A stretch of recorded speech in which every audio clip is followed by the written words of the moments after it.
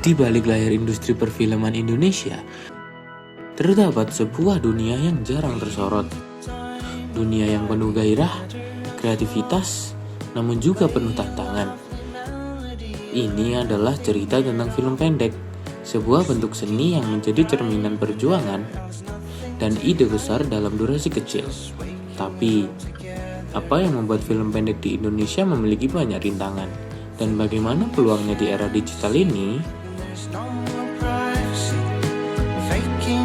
Dalam dokumenter ini, kami akan mengajak Anda menyelami dunia film pendek di Indonesia bersama para sinias, kurator festival, dan penonton setia.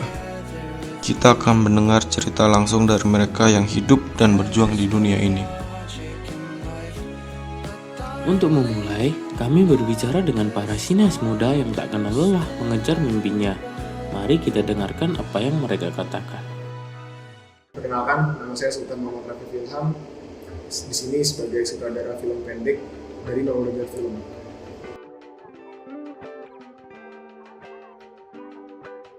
Mempunyai gagasan atau statement yang solid, cerita yang solid, gagasan yang tersampaikan dengan jelas, kemudian mengangkat isu, mengantarkan isu dengan baik, dan itu dari apa yang dari gagasan yang dipunya, kemudian kita berangkat dari situ. Jadi dari gagasan yang sudah kita punya, kita berangkat dari situ untuk mengembangkan cerita. Nah, dari cerita ini kita perlu juga mempertimbangkan budget bersama dengan produser. Jadi sesuai kemampuan budget juga. Misal kalau kita udah tahu budgetnya minim, kemudian ingin, misalnya contoh yang paling simpel ya, ingin menyampaikan pertemanan. Nah, misal udah tahu yang kita mau angkat tentang tema pertemanan dan budgetnya minim, jadi kita coba cara sederhana untuk menyampaikan gagasan itu. Jadi nggak perlu yang kompleks banget, tapi intinya tetap sama, tetap tersampaikan visinya.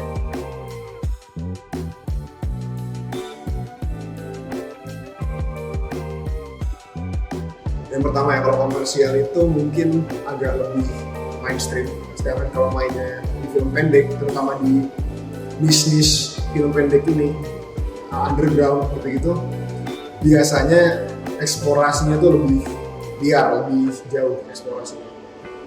Jadi mungkin kamu tidak akan menemukan film-film seperti yang biasa kamu lihat gitu. Jadi jangan takut untuk mengeksplorasi sisi-sisi yang kurang nyaman gitu, secara isu ya.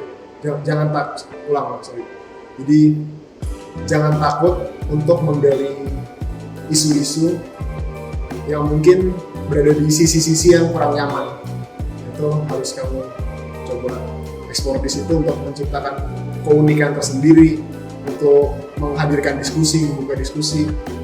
Itu memang terkadang perlu cara-cara yang nggak biasa gitu deh sebenarnya.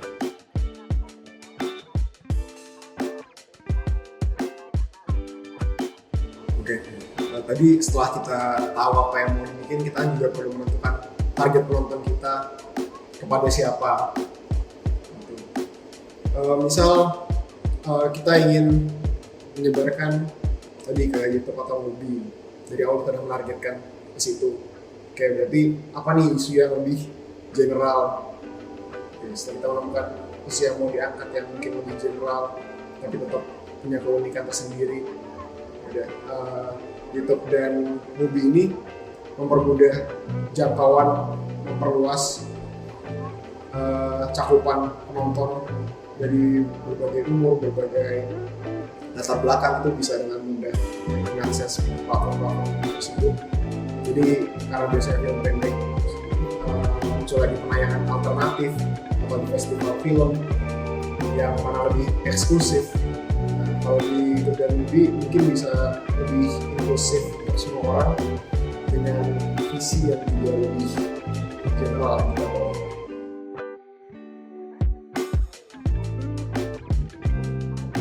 Bedanya adalah kalau komersil atau industri itu biasanya dia terpaku dengan tuntutan untuk menghasilkan profit yang sebesar-besarnya.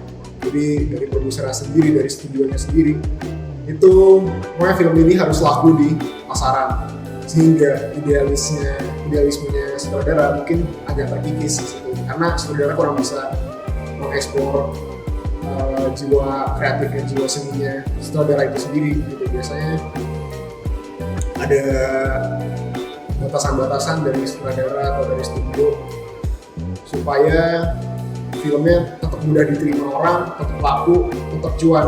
Nah, sedangkan di film pendek proses kreatifnya itu biasanya lebih bebas, lebih liar, karena idenya pun terkadang secara kolektif dihasilkan gitu. Jadi nothing tulus secara budget kalau film pendek mungkin, karena ya itu disitulah tempat, disitulah wadahnya sutradara bisa membawa berbagai macam ide untuk dituangkan ke film pendek ini.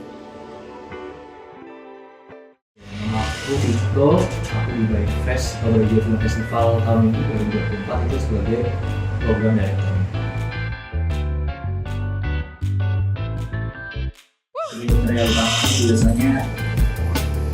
Biasanya lagi berbeda sama pembagian, tapi biasanya yang paling beda itu adalah isu di bawah. Soalnya film pendek itu karena durasinya pendek, jadi dia nggak bisa mendeliver sesuatu lebih banyak daripada film lain. Jadi biasanya kita memberatkan di instrumental kita apa yang diangkat gitu. Terus tentunya seberapa baik saudaranya itu menyampaikan hal begitu. Itu biasanya adalah merupakan kayak pilihan utama dari sebuah film pendek. Terus ada juga teknis, itu kayak skill para krunya untuk menyampaikan ceritanya, dari suara, gambar, warna. Ya teknis pada umumnya sih, kalau teknis untuk film pendek biasanya ada beda. Tapi biasanya yang utama dari isu, hasilnya sama seberapa baik saudara menyampaikan isu.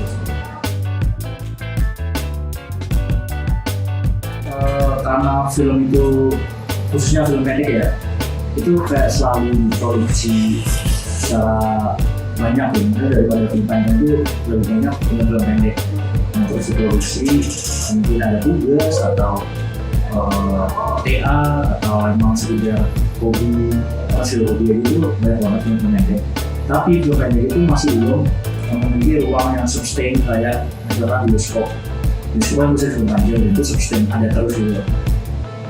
Film pendek masih belum, maksudnya ada ruang tapi nggak se-sustain bioskop itu. Nah, kenapa? Makanya festival diadakan, festival film pendek diadakan, tapi agar film pendek lokal itu punya tempat untuk ditayangkan.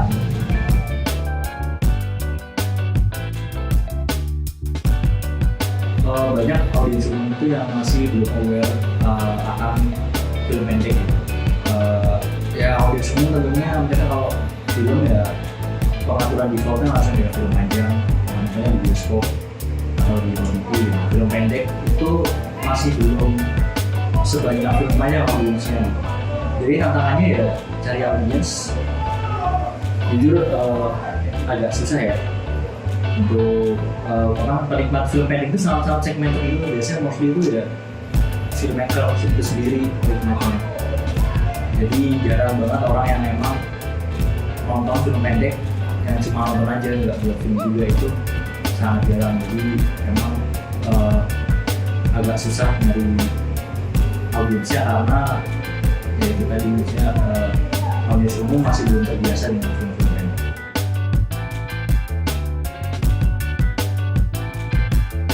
Sebenarnya untuk ruang putar itu di beberapa kota berbeda-beda.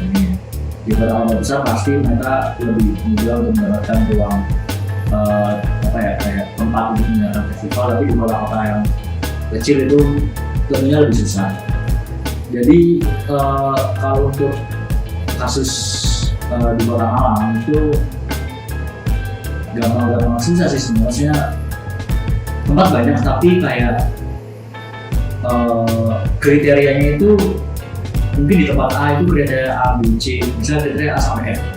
Di tempat A kriteria A, B, C-nya kecentang, tapi sisanya enggak. Di tempat B kriteria C, D, F-nya ada, tapi A, B, C-nya enggak. Jadi masih belum ada, menurutku masih belum ada yang benar-benar memenuhi semua kriteria gitu. Tapi untuk tempat yang mungkin bisa dibuat untuk mengadakan sebuah festival itu ada beberapa lah. Tapi untuk apakah tempat ini sangat bagus, sangat baik untuk festival itu dari maksudnya masih ada beberapa kekurangan yang bisa diperbaiki.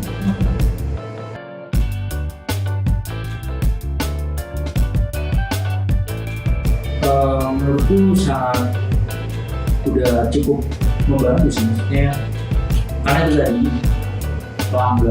pelanggan film pendek itu adalah filmmaker juga, mungkin produser atau editor atau apa. Jadi misal dari film A masuk ke festival, terus film B juga masuk, terus mereka bisa ketemuan, saling kenal, terus ternyata saudara dari film A lagi ada proyek baru, terus butuh orang gitu. Dia bisa tanya apa, bisa ya kan udah kenalan sama film lain, dia jadi jejaringnya lebih luas gitu untuk mungkin dapat kru baru atau produser bahkan dana untuk menjadi film yang baru. Jadi itu karena aku tadi sempat menyinggung kalau misalkan pelanggan film kayak gini, film kayak itu bukan sesuatu hal yang negatif. Pada sisi positifnya itu ya tadi yang saya sampaikan, memperluas jejaring para filmmaker pendek ini.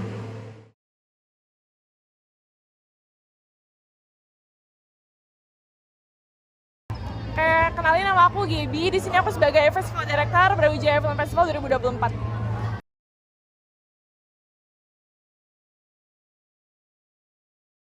Orang-orang tuh belum banyak aware gitu loh soal fungsi dibentuknya festival film. Jadi mostly orang-orang merasa bahwa festival film tuh isinya lomba-lomba film doang gitu. Gimana caranya bikin film dengan teknis yang bagus, yang baik. Padahal sebenarnya pembuatan festival film itu sendiri kan dibuat untuk kita bisa mengapresiasi film, tapi dengan bentuk yang mungkin nggak cuma sekedar teknis doang kan. Tapi kita ngelihat dari background pembuatan filmnya seperti apa, filmmakernya siapa. Mungkin orang-orang yang mungkin baru beranjak di perfilman dan nama mereka mungkin bakal banyak dapat exposure melalui festival film gitu. Tapi tantangannya ya itu sih, balik lagi ke orang-orang yang mungkin belum paham gitu esensinya pembentukan festival film, yang cuma mungkin sekedar festival atau perlombaan aja gitu.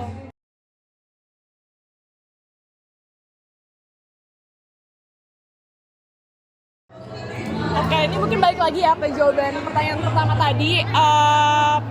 Penyelenggaraan festival film mempengaruhi exposure film pendek itu pasti gitu, karena film-film pendek biasanya mulai dapat exposure dimulai dari festival film gitu. Biasanya banyak banget sutradara-sutradara baru yang mungkin baru terjun di dunia film, pasti kan mulai dari film pendek ya. Nah itu mulai dapat banyak exposure atau nama gitu setelah mereka masuk ke festival film. Jadi betul loncatan lah gitu dengan adanya festival film untuk film-film pendek itu semakin upgrade gitu di Indonesia.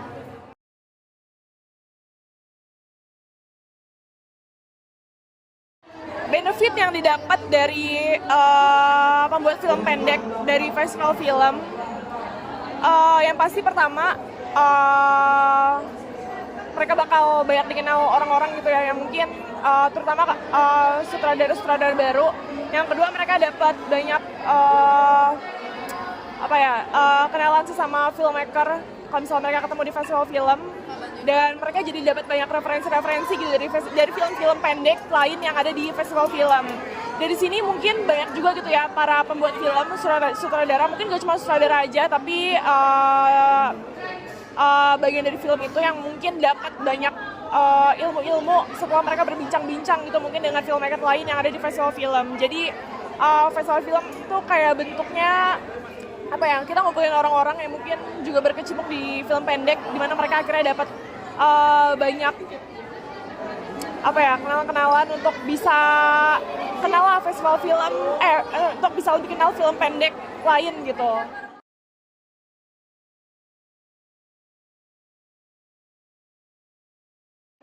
Untuk sineas sebenarnya kita jadi banyak terbuka gitu dengan film-film pendek yang ada di Indonesia, mungkin mulai dari isunya, teknisnya, dan macam-macam lah bentuk film pendek yang ada di Indonesia tuh kayak apa, itu mungkin bisa dimulai dari festival film, karena pasti festival film ini mostly nayangin film-film pendek gitu ya. Jadi untuk orang-orang yang mungkin pecinta film gitu, sineas bisa dapat banyak referensi film-film pendek yang nggak cuma dari teknis tapi dari isunya juga tuh mulai dari festival film. Terus untuk distributor, kita jadi tahu gitu film pendek kita tuh mau didistribusiin ke festival film yang kayak gimana. Dengan adanya festival film, distributor tuh jadi tahu gitu ya, film yang diproduksi tuh cocoknya masuk ke festival film mana sih. Nah ini salah satu bentuk yang harus dipahamin juga sih sama distributor untuk kenal festival film yang dituju gitu dari film pendek mereka. Terus dengan adanya festival film ini, kontribusinya atau kolaborasinya bagi sineas dan distributor adalah kita bisa menyatukan gitu. Mungkin nggak cuma untuk pembuat filmnya aja, tapi untuk para penonton dan distributor filmnya itu juga jadi saling kenal gitu loh. Sineas bisa ngobrol sama pembuat filmnya bisa kenal sama penontonnya. Terus untuk distributor juga tahu gitu macam-macam bentuk festival film, karena pasti setiap festival film itu juga punya targetnya masing-masing gitu, film-film yang bakal mereka terima gitu. Mungkin contohnya kayak Bali Fest ya, Bali Fest kan terima film-film pendek dari filmmaker pemula gitu. Nah mungkin orang-orang yang baru buat film tuh bisa masuk ke film mereka sebagai distributor ya, film-film pendek mereka yang mungkin baru mereka buat itu pertama kalinya itu ke Bali Fest.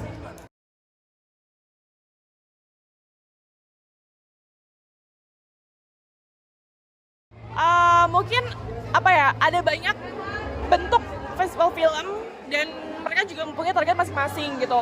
Mungkin kita nggak bisa nyamain nggak bisa nyamain festival film mahasiswa dengan festival film yang udah bentuknya bukan dibuat oleh kampus gitu. Kita nggak bisa menyamaratakan mereka gitu. Jadi kalau dibilang target atau ditanya targetnya siapa, itu pasti beda-beda gitu. Mungkin untuk festival film mahasiswa banyak gitu ya, kayak IC Fest, UNER, Sewan dan sebagainya, itu mereka mungkin targetnya film-film mahasiswa. Tapi mungkin festival film yang udah nggak dibuat oleh kampus gitu, misalnya kayak kayak FFI dan sebagainya, itu kan pastinya targetnya filmnya secara nasional. Mungkin filmmaker-filmmakernya udah udah pro banget lah gitu. Jadi targetnya menentukan festival film itu sendiri. Itu sih, udah. Dari perbincangan kami, satu hal menjadi jelas. Film pendek bukan hanya soal durasi, tapi soal dampak. Di tengah segala keterbatasan, para sineas ini terus bergerak, melawan arus, dan menciptakan karya-karya yang menginspirasi. Kita sebagai masyarakat punya peran penting dengan mendukung, menonton, dan menghargai karya-karya ini. Kita turut membantu membangun masa depan perfilman Indonesia, karena setiap cerita layak didengar seberapapun singkatnya.